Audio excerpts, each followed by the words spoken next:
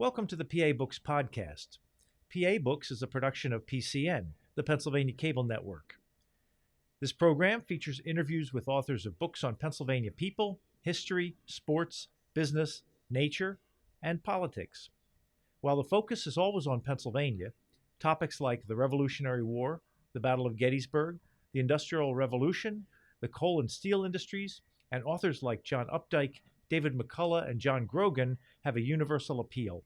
We hope you enjoy this podcast.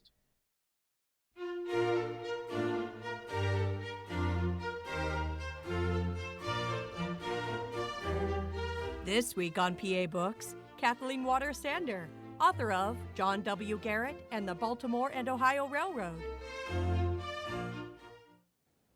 Kathleen Waters Sander, author of John W. Garrett and the Baltimore and Ohio Railroad. Why did you write the book?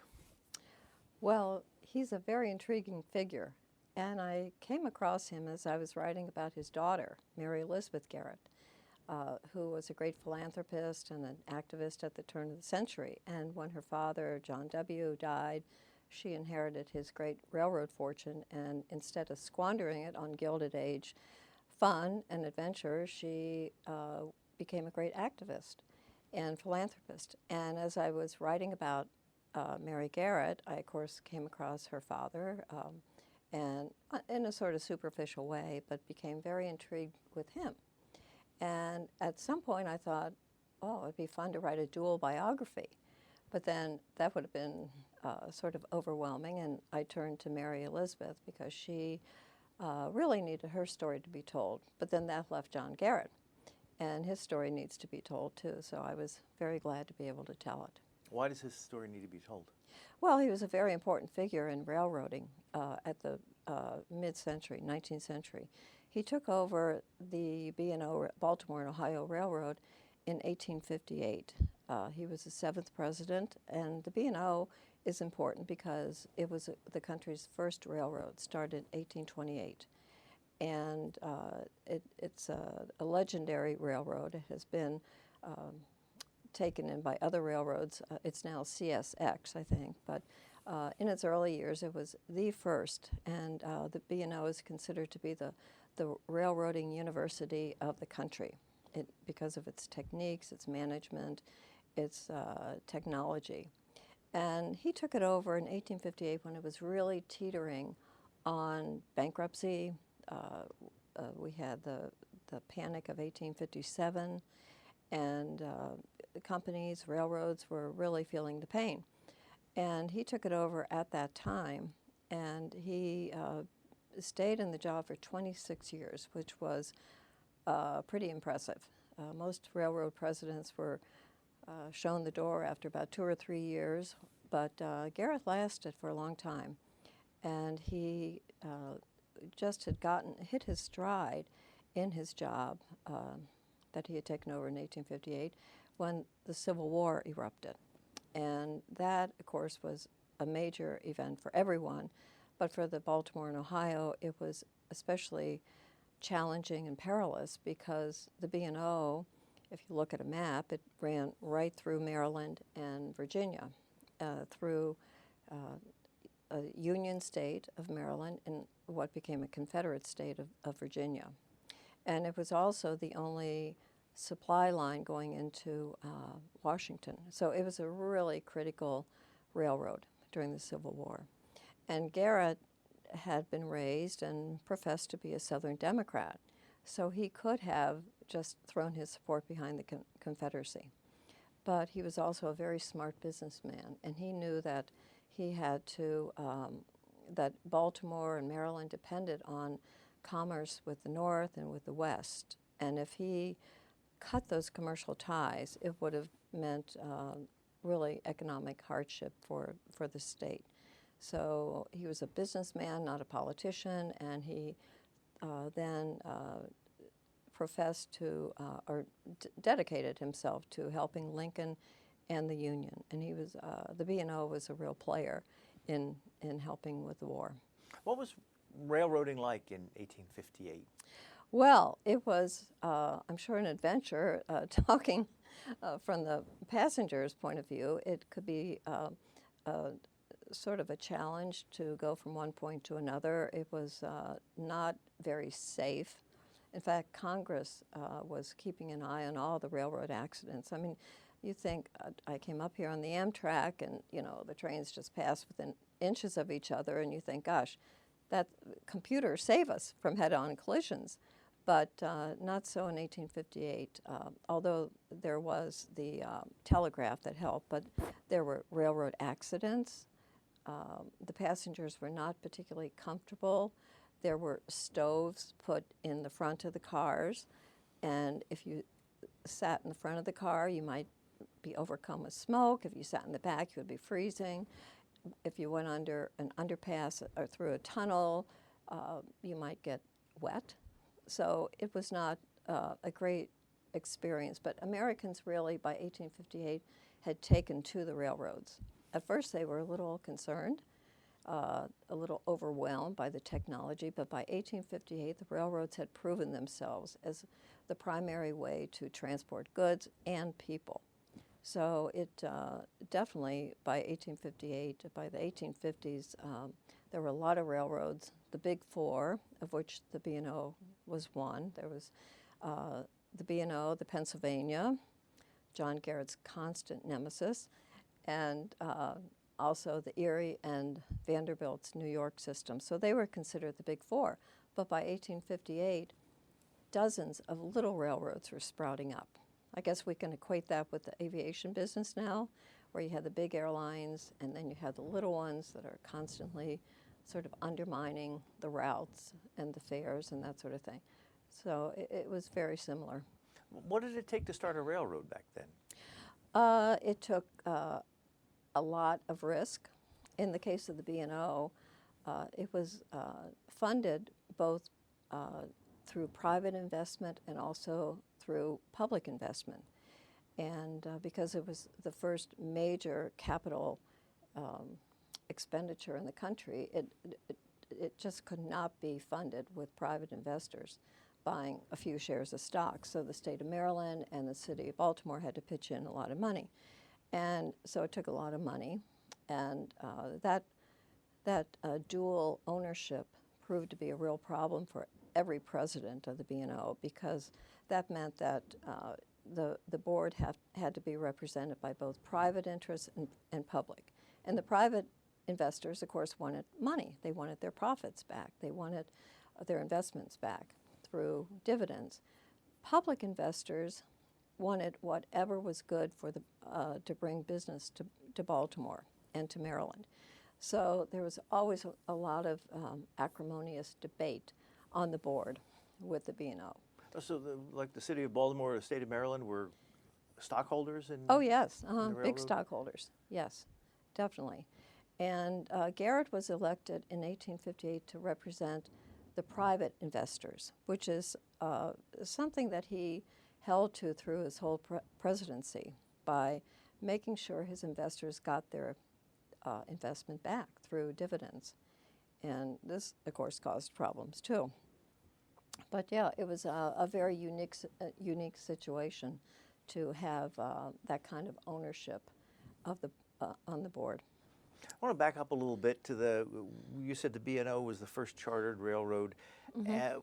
When railroads started to come along, there were already canals in place. So what advantage did railroads have over canals that they ended up winning out? Well, that was a real battle too, because of course canals were the main roads, like the National Road that ran through Maryland and up through Pennsylvania, was the main means of transportation. And then canals came along. And New York in 1817 started the Erie Canal. And that was really a major, it was a major engineering feat for sure. But the advantage of canals was that they could move people and goods much faster just on a level canal or down the rivers.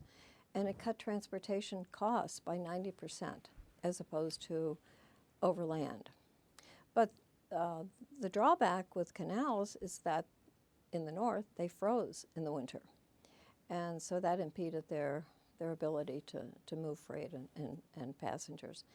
And the Erie Canal actually, New York's Erie Canal actually spurred on the development of the B&O in the mid-1820s, because New York was now imposing itself on Baltimore's great mercantile history and profitability, and Baltimoreans had to come up with a much better idea to move their goods to the west. Baltimore traded primarily with the west and the north. So, the whole threat of the Erie Canal in New York caused a lot of Baltimore businessmen to put their heads together, and there was this newfangled idea in England of railroads, putting a cart, a freight wagon, on wheels, on iron tracks, and having it pulled by a horse. And it was sort of an audacious plan, but Baltimore thought, well, this is going to really supersede the canals. And soon, luckily, after the inauguration of the B&O in 1828, steam came along, and that helped to propel the cars a lot faster. So that was a real plus. But there was always a competition between the B&O and its northern competitors from that point. And when John Garrett came along, why did they choose him to be president? Well, he professed that he didn't want to be president, but Johns Hopkins, the man who we're familiar with now, who started the university and the hospital, was a great friend of the Garrett family. And he was also the largest stockholder by the 1850s in the B&O. He was a very powerful financier and merchant, and he proposed that Garrett run for president. Garrett had been on the board, the B&O board, for 3 years already. He joined the board in 1855.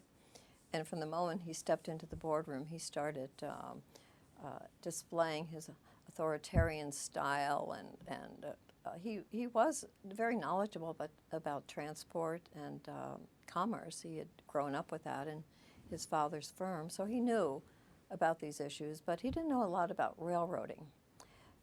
But right away he was very sure of himself. And so he was on the board for 3 years, and then Hopkins thought he'd be a good candidate for the presidency. And so Hopkins just lobbied the board, these two factions of the board, the private and public, and persuaded them that John Garrett would be the right man for the job, and he was. What was it that John Garrett's father did? Robert Garrett the first, and we have to designate the different generations because there were lots of Roberts in the Garrett family. But Robert the first, John Garrett's father, came to Baltimore as a young man, about 16 or 17 years old, around 1801. And he became a merchant. And he started trading a house, taking consigned goods out to the west by pack horse and Conestoga wagon over, the National Road, and then bringing back goods from the west. And he became very successful. And in the late 1830s, he invited his two sons, John W. Garrett and Henry Garrett, 2 years older than John, to join the firm. And so that's how John Garrett became very familiar with the routes going out to the west, because the B&O pretty much paralleled the National Road. And Garrett became very familiar with the territory out there, with the people, with the customs, with the goods out there, the challenges of going over the mountains. And so when he came into his presidency, or first onto the board, he was very knowledgeable about those things. He just didn't know too much about the actual mechanics of railroading, which he soon had to learn. He was on a steep uphill climb, for sure, in his early years. Now, we've talked about Baltimore a lot, but we should mention that he went to Lafayette College in He Easton. did. His father, Robert Garrett I, insisted that his sons have a good education, and Garrett did come to Pennsylvania. He went first to Lafayette Preparatory School, which was like a little feeder school for the college, and then he went on to college. at Lafayette, and he became a gentleman and a scholar, according to his professors. And he became a very serious student, very interested in the arts, in writing. He was a good writer, which he displayed in the many terse letters that he wrote to other railroad presidents. But he was a good writer and very good at arguing his point. So when he took over as president of the B&O Railroad, what kind of shape was the railroad in? Well, it was on the heels of the 1857 Depression, and as you know, through the 19th century, there were major economic depressions, like every 20 years, just huge depressions. And the 1857 Depression was a really severe one, and putting a lot of companies and railroads into bankruptcy. And the B&O, as mentioned, had to depend on these two sources of investment. So the B&O was really teetering on going out of business in 1858. And so Garrett really believed that he could bring it back to life and find new ways of financing and to keep it going on its westward projection. Well, how was the competition between the railroads at the time? I mean, if you were in a town and you wanted to ship, did you sometimes have a choice of one railroad or the other, or were railroads monopolies in their own areas? Interesting. In the 1850s, railroad fever, as they called it back then, just caught on. Once railroads began to prove themselves through the 1840s and early 1850s, every town wanted its own railroad. And you had the big four railroads, but then little railroads sprouted up all over. And this was good for the local towns, but of course it wasn't so good for the big four because it would make them even more competitive to keep up with those little lines in between going from one small town to the other. So yeah, by the 1850s, not every, but certainly many little towns, little boosters in those towns wanted their own railroad.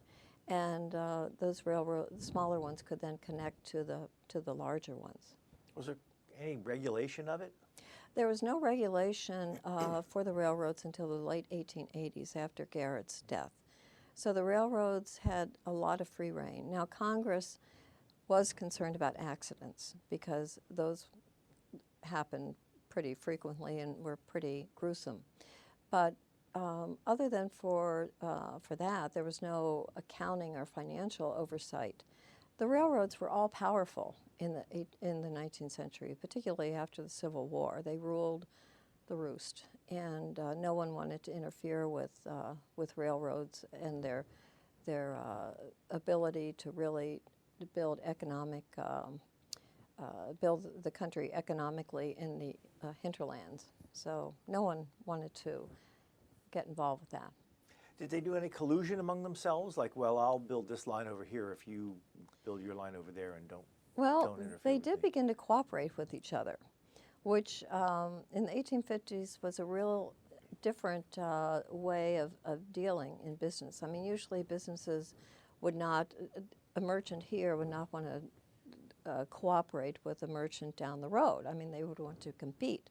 But the railroads actually had to begin to cooperate with each other if they wanted to extend their lines. For example, Garrett and the B&O took on many partnerships and mergers as he expanded the B&O to the west, to Pittsburgh, to Chicago. He had to cooperate. But you said that the Pennsylvania Railroad was the main rival. So how did they compete? Well, first it was the proximity. I mean, they were adjacent states, and they were both headed toward basically the same markets in the West. And there were a lot of reasons why I think Garrett considered J. Edgar Thompson, the president of the Pennsylvania, to be his main challenge. You used the word nemesis. Nemesis. Well, he was. He was the bee in the bonnet, or however you want to explain it. But from the start, even when Garrett took over on the board in 1855, he already was sending letters to Thompson. Very interesting letters accusing him of infringing on B&O lines and rate cutting, that was a big issue, of course. But with Thompson, I'm sure Garrett realized that Thompson, was so much more experienced in railroading. Thompson was probably the most admired railroad president at the time. He had railroading in his DNA. His father had been a civil engineer. Thompson himself, Thompson Jr., got into railroading when he was 19 years old. He helped to build the Georgia state system of railroads before he came back to Pennsylvania. And so he was really very, very astute about railroading. He knew where he wanted the Pennsylvania to go. He had the vision where he wanted it to go, and he knew how to get there. And he could always find financing. And Garrett couldn't always do that. And so they were always at each other's throats. So you write about how Garrett wanted to get into Pittsburgh, and he tried to buy a line to get up into central Pennsylvania. How would Pennsylvania Railroad stop him? Well, politically, another challenge, and again, this reinforces what a difficult job a railroad president had at that time. Simon Cameron was a very powerful senator from Pennsylvania. And every time Garrett wanted to get into Pennsylvania, Simon Cameron in Congress would throw up roadblocks. And so there was not only the issue of finances to keep a railroad going and getting enough freight and revenue, there were the political ramifications. And Cameron was really another nemesis for Garrett. And then he, of course, became Secretary of War in the first year of the Lincoln presidency, and that was even worse for Garrett in that first year of the war.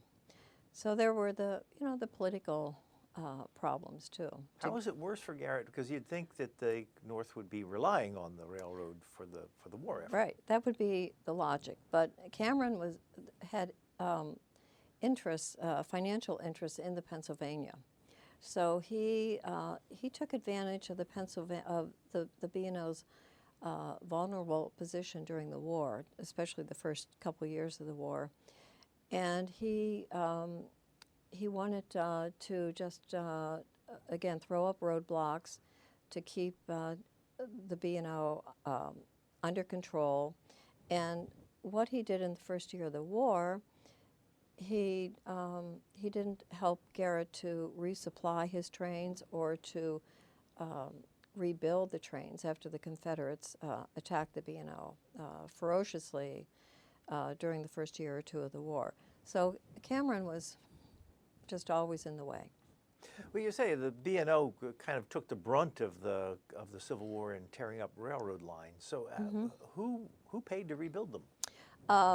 Well, the government did. The government did pay some subsidies, but not until Cameron left. And the good news for Garrett was that his old friend Edwin Stanton took over as Secretary of War. And Stanton had worked for John Garrett's father, Robert Garrett, in Stanton's early years as an attorney in Ohio. So when he went up through the political system, Stanton and Garrett they had been friends, but they formed a very tight relationship during the war. And once Stanton got into office, he was very helpful to helping to rebuild the B&O. The B&O was seriously put out of business almost in the first 10 months of the first year of the war. The tracks were destroyed, the cars were overturned, the telegraph lines were torn down. So, in fact, at the end of the first year of the war, Garrett and his board of directors couldn't even put together an annual report enumerating all the damage because it was so extensive. They couldn't even get a handle on how extensive it was.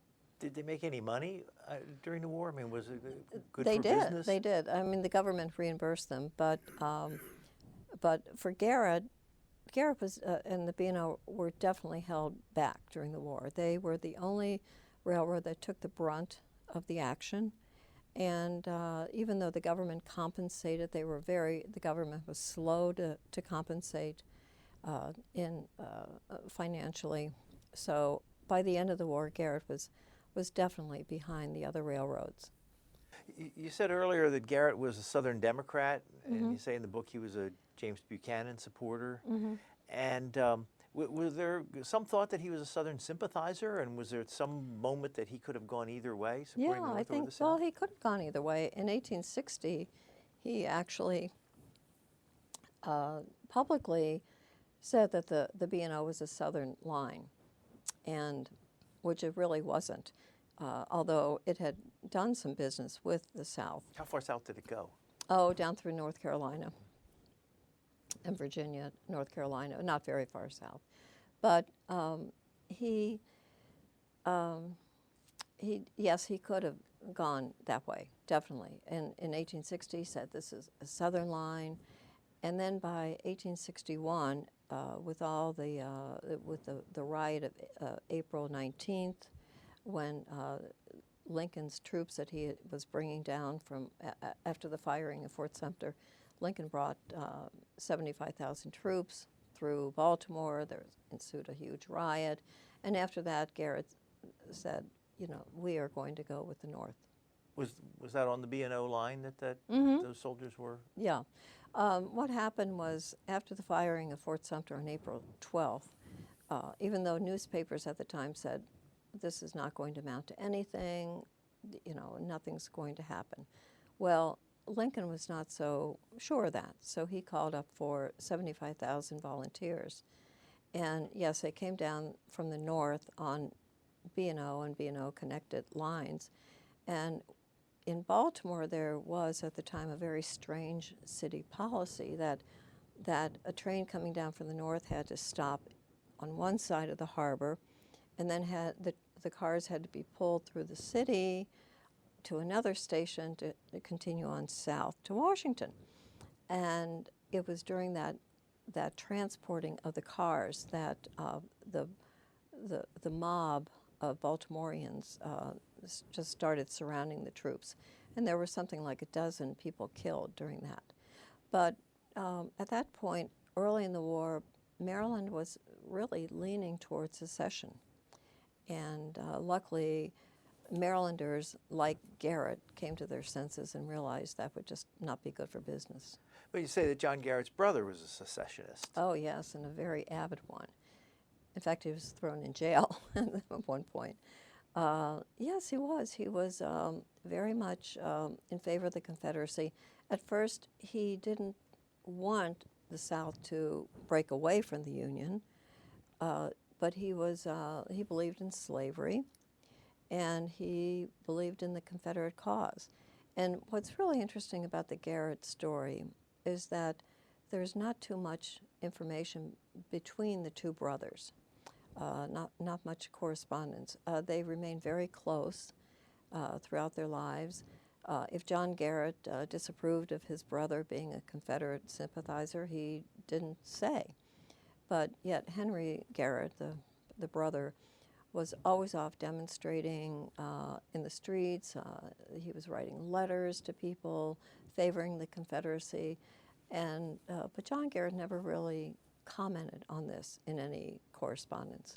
Was Henry Garrett involved with the railroad during the Civil No, War? not directly. He remained involved with the father's firm, which was called Robert Garrett and Sons.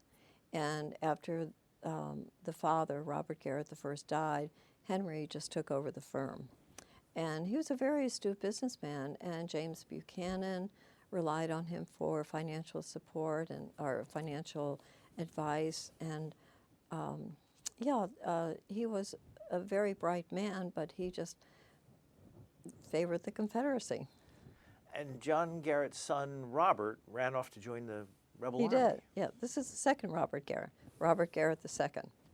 And he did, when he was 16, he ran off to join Robert E. Lee, and which, again, was another challenge that John Garrett had to face, because his brother was now a Confederate sympathizer. His son had run off to join the enemy, and he was very concerned about that. And he finally sent his men, Garrett sent his men out to find his son, who was marching through Maryland someplace. More than likely, it's unclear exactly where the date when Robert ran off, but it was probably in 1863 when Lee was headed toward Gettysburg. So he sent people to yank him out of the Army and bring him home? yes, he did. He did. But Robert remained a Confederate. Garrett sent his two sons, Robert and Harrison, up to Princeton after this little escapade by Robert II. Sent both sons up to Princeton, thinking that they'll be safe way up there in the north. But Robert remained a real secessionist and a Confederate sympathizer. And we mentioned Mary, but you want to talk about her a little more. When did his daughter, John Garrett's daughter, Mary, come onto your radar? Okay, Mary, Mary came onto my radar about 20 years ago, a long time ago. I just found her a fascinating person, and her story was just totally untold. But as far as getting involved with John Garrett's life, she was the fourth of his 4 children, the youngest of his 4 children, the only daughter. And he came to really respect her and admire her as she grew into adolescence and early adulthood. And he often said he wished she had been a boy, because even though he had sons, she was such a good sounding board for him. She was a very solid person, and she had a great business sense. And when she was about, late teens or so, she started traveling with her father on railroad business, and she became Papa's secretary, as she described it. And she sat in on meetings and listened to these railroad presidents hammer out deals and fight over rates and territory. So she became really a very smart woman. And she used that business savvy as in her later years as an activist. She helped to, or she gave the money to start the Johns Hopkins Medical School under the provision that women could be admitted and on the same terms as men, and that it be a graduate school. And that was a first. He also says she gained fame for what is called coercive philanthropy, essentially Right. bribing male trustees of educational institutions to change policies to advance women. She did. It's interesting to look back on higher education or education in general in the 19th century. It's now big business. But in the 19th century, these universities were just getting started. And the Hopkins Medical School, or the Hopkins University, was really living from hand to mouth to survive. And Johns Hopkins, the benefactor, had wanted his trustees to open up a medical school. And by the 1880s, there was no money left to do this. And so Mary Garrett and her friends decided they would take this on and raise the money that was needed to open the medical school, with the provisions that women be admitted and that the school be a graduate school. And this had never been done before. And so, yes, she bribed the trustees because they were adamantly opposed to this idea of coeducation with women, especially in medical training. But it got to the point after 3 or 4 years of the women trying to raise the money that the trustees had to accept her offer. She got to the point where she said, here's my money. If you want to start your medical school, you have to take my money under my provisions. And they did. They thought they could find what they called a man of large means to fund the medical school, like a Carnegie or a Vanderbilt. But they weren't interested. And Mary Elizabeth was. And she did the same thing at Bryn Mawr College. And her friend Carrie Thomas, Martha Carey Thomas, had been dean, the founding dean of Bryn Mawr from 1885. She was put in a very elevated position for a woman to be dean of a college, and she when the president of the college wanted to retire in 1892, the trustees didn't know who to replace him. And so Carrie Thomas was the natural successor, but she was a woman. And as many people have noted, she was a bad Quaker at that time because she had sort of lost her Quaker phase. She was much more secular at that point. And so Mary and Carrie Thomas were very close friends. And Mary said to the trustees, okay, I will give you $10,000 a year, which was a lot of money. The college's budget at that time was only $100,000, so this would have been a 10% increase. She said, I'll give you $10,000 a year if you appoint my friend to be president and keep her there and let her prove herself. And so again, the trustees hemmed and hawed, and they thought about this for about a year. And they finally thought, well, we have to do this. And so they accepted her money. Carrie Thomas was made president of Bryn Mawr College, and she remained in that position for many years, 30 years or something, I think. And she really revolutionized women's education. And she was a brilliant woman. And so Mary, over the course of the next 25 years, gave not only her $10,000, but much, much more. She gave money to fund scholarships, to bring in great new faculty, to rebuild the not to rebuild, but to expand the campus and to make it the beautiful campus it is today. Why did Mary Garrett select Bryn Mawr as the college to pour her money into? Well, Carrie Thomas was a longtime friend of hers. And in fact, Carrie Thomas was part of the group that helped to start the medical school fund with the medical school campaign to try to get money to start the campaign, to start the medical school, before Mary then jumped in and gave all the money. We should probably give a plug for your book about Mary Garrett. It's called Mary Elizabeth Garrett Society and Philanthropy in the Gilded Age. Thank you. John Garrett, you mentioned that he was a take charge kind of guy. What would he have been like to be around, to work for? Oh, I think very difficult. He was a micromanager. His early years in his B&O presidency, he looked at every letter, every invoice that came into the company, and he answered letters personally.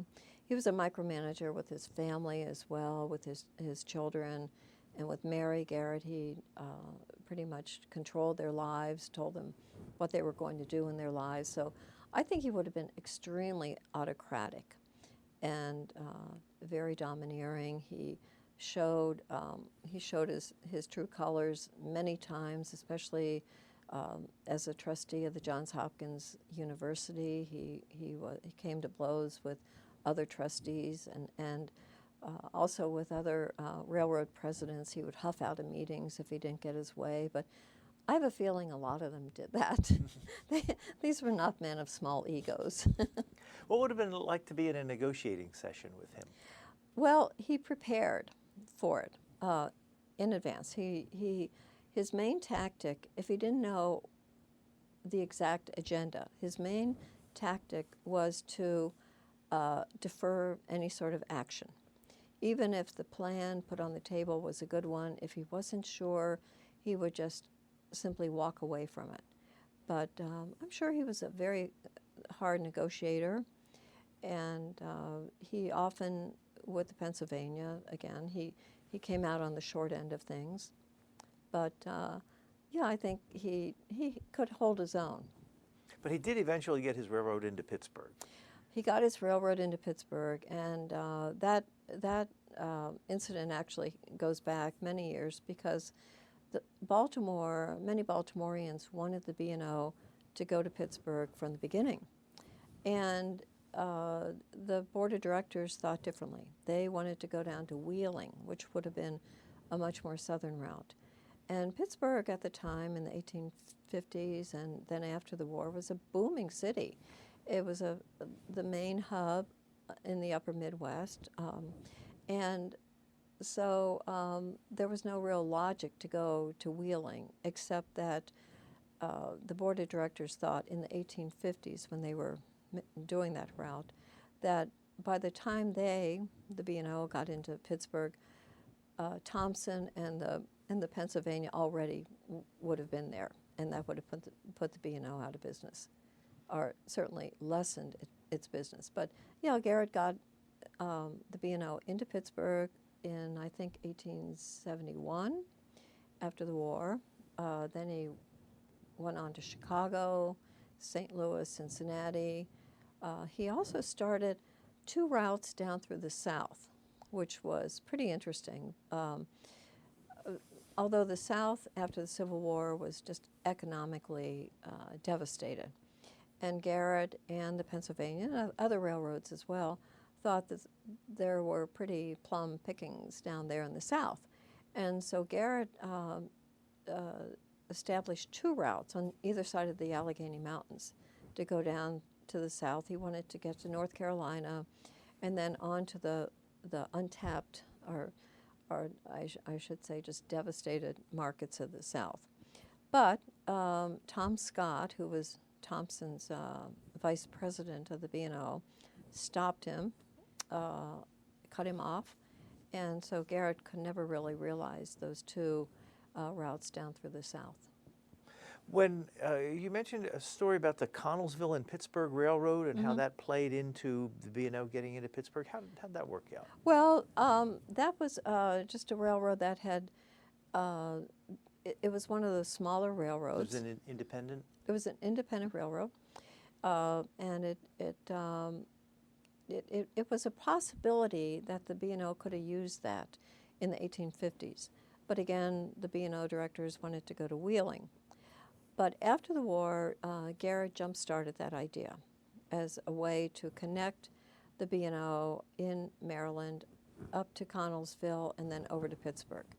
And that's what he did. And I might add that the Garrett family, Robert I, John's father, was very instrumental in helping to get financing for those early railroad B&O projects.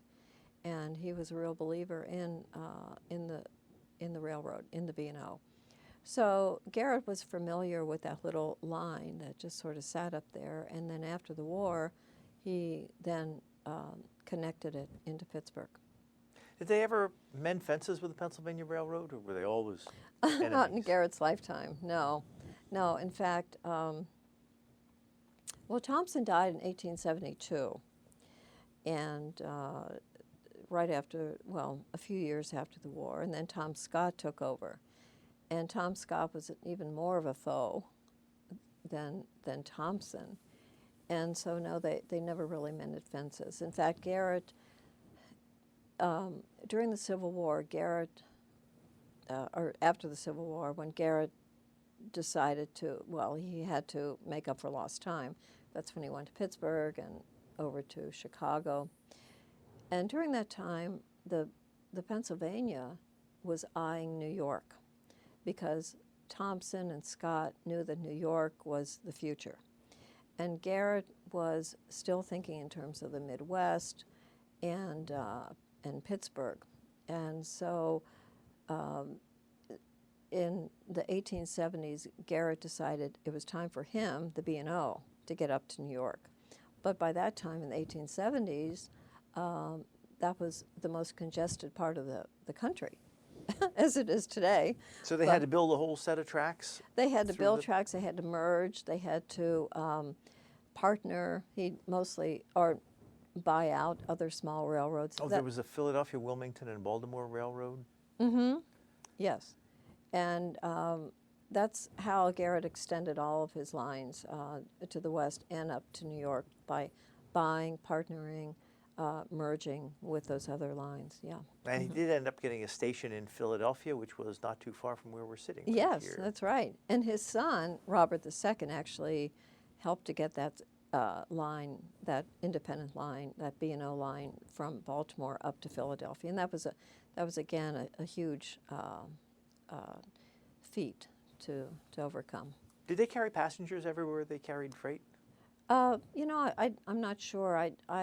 Well, their main source of income was, in the beginning, was coal. down from the mountains. And so they would just bring hopper after hopper of coal. And after the war, Garrett started or expanded the Baltimore harbor called Locust Point, making it a huge transportation hub. And he would bring the coal down from the mountains and ship it out to the Midwest or export it. And so coal revenue and freight revenue was definitely more than passenger revenue for the B&O. One thing we didn't mention when we were talking about the Civil War is you say in the story in your book that John Garrett was instrumental in helping get Jefferson Davis out of jail. Yeah, after the war. Very interesting. Jefferson Davis was captured after the war and put in prison, and and the federal government really did not know what to do with him. It was very volatile, and they put him in a dark, dank prison, and his health was deteriorating.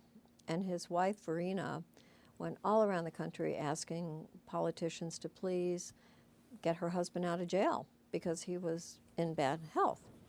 And so no one was of any help.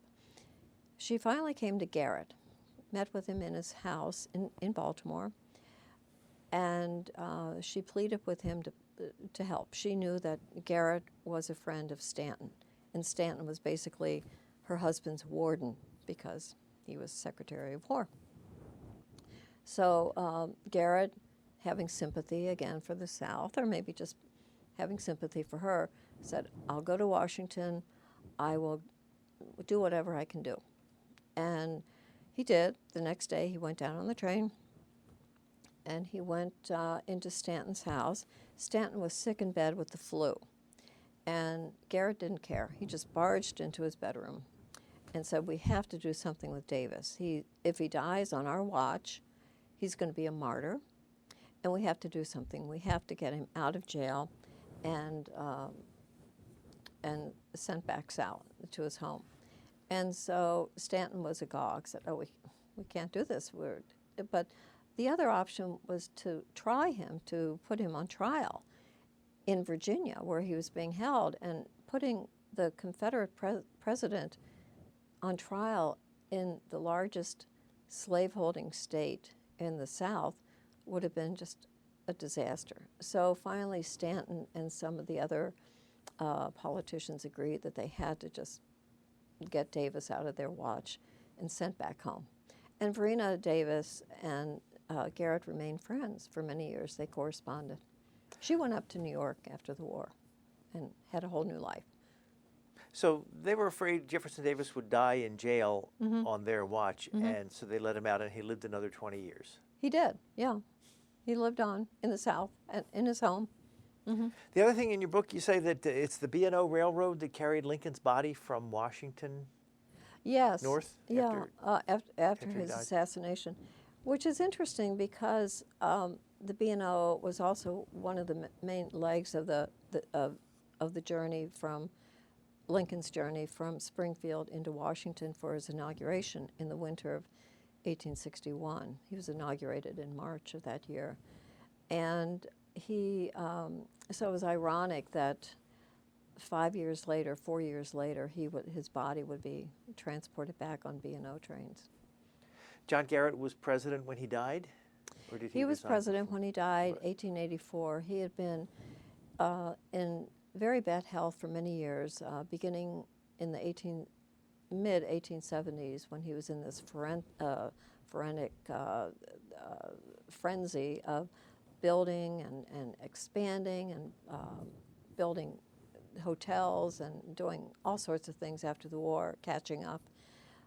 He began to display symptoms of depression, which he had suffered as a younger man. And I think I don't know if he was ever clinically diagnosed with depression, but certainly being a railroad president was not healthy. And so in the early 1870s, he began complaining of the usual symptoms, and his doctors ordered him to take the usual trip to Europe, 18-month trip to Europe to try to recuperate, and he did.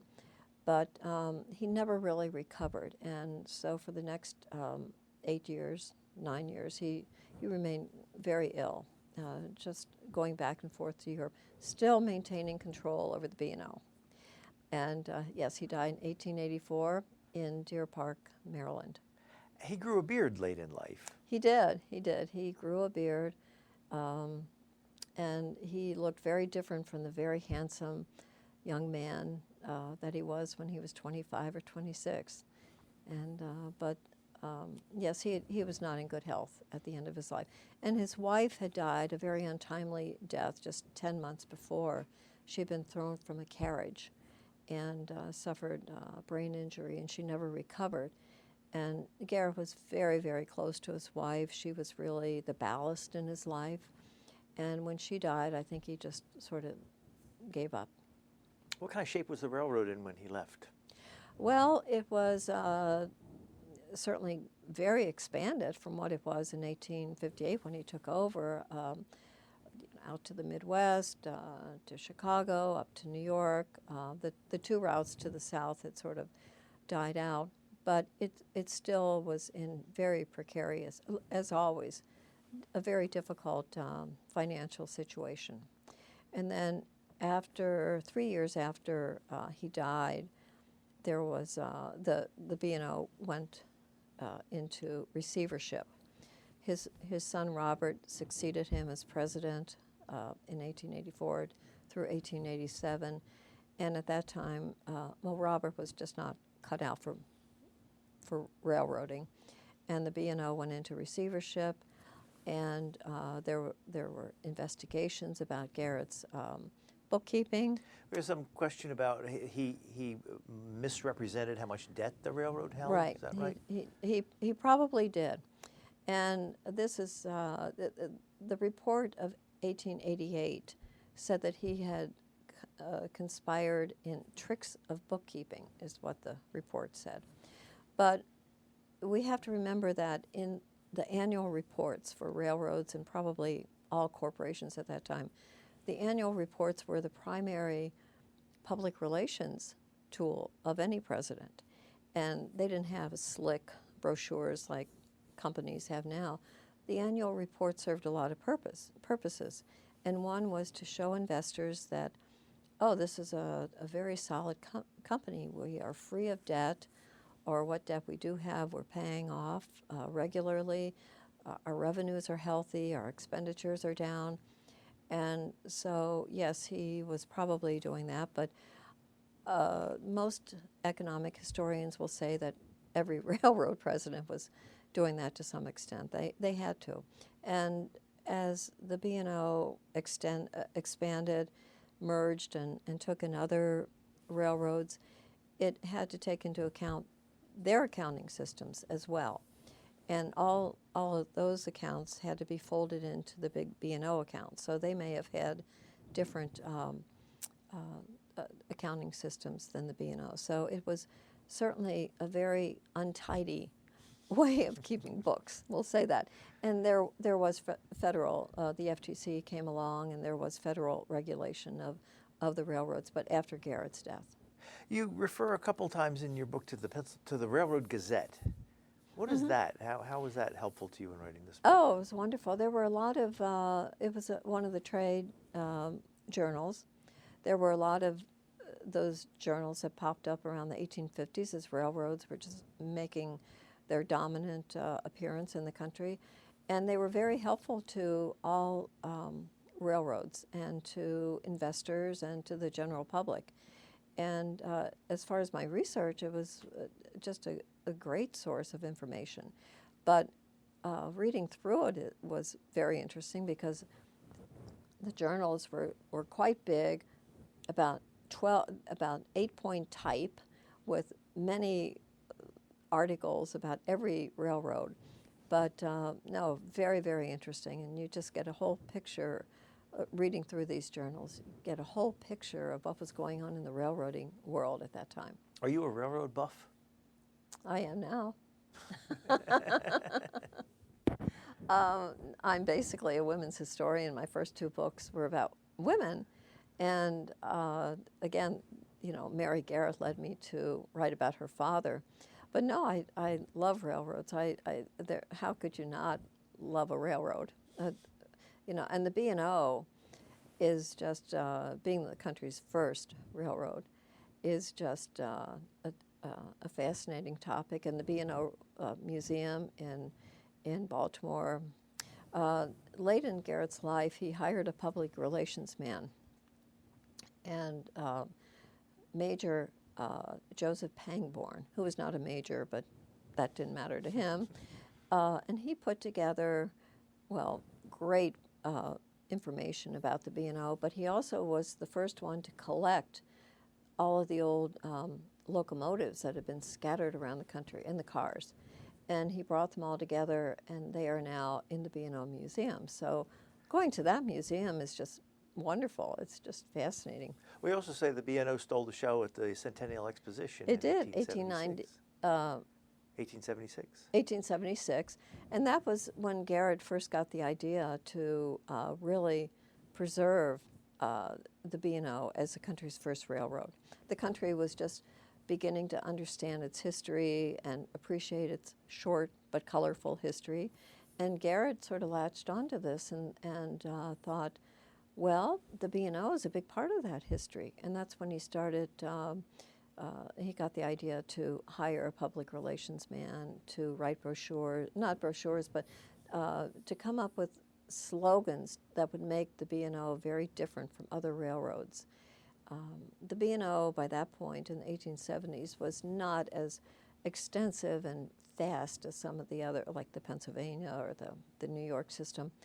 But it did have one real trump card, and that was that it was the country's first railroad, and it went through the most beautiful countryside in the country, Garrett thought, and why not capitalize on that? So he did that. You say toward the end of the book, when John Garrett died, Mary Garrett became the de facto head of the family. She did. And if she had three brothers, how did she emerge? And she was the youngest. How did she emerge as the head of the family? Well, pardon me. Garrett just came to trust her. And his one son, T. Harrison, took over the family firm. And he died young at about the age of 40. Robert Garrett had no interest in railroading, as noted, and he also died fairly young. But Mary always had an interest in railroading. Not only did she sit in on meetings with her father, but she absorbed all that information. And she was the logical one to take over. She became an executor of his vast estate, a very complicated estate. Did she get involved in running the railroad?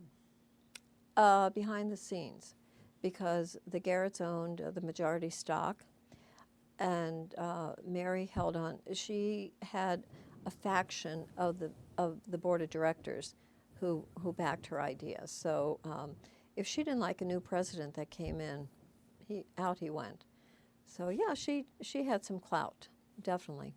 Mm-hmm. Now you mentioned that you wrote 2 books about women's history, and you talked about the Mary Garrett one. What was the other one? The first one was on the women's exchange movement. And these women's exchanges were consignment shops. The first one was started just right down the street from where we are now at Chestnut and 7th Street. And the idea of the exchanges in 1832 with the first one was to give a place where women whose families had fallen on hard times, and that happened a lot in the 19th century, to give them a place where they could consign their homemade needlework and their beautiful embroidery and such, and earn some money. Because at the time, in the early, through the 19th century, there was a great stigma to women's work. And so women had to do this very secretly. So this was a movement that started here in Philadelphia, and by the end of the 19th century, there were about 100 exchanges around the country. Well, this is the cover of your latest book, John W. Garrett and the Baltimore and Ohio Railroad. And we've been speaking with the author, Kathleen Waters Sander. Thank you very much. Thank you. It's been a pleasure. Thank you. You've been listening to a podcast of PA Books, a production of PCN, the Pennsylvania Cable Network. We'd like to hear from you. Our email address is pabooks@pcntv.com. Like us on Facebook to learn more about PA Books.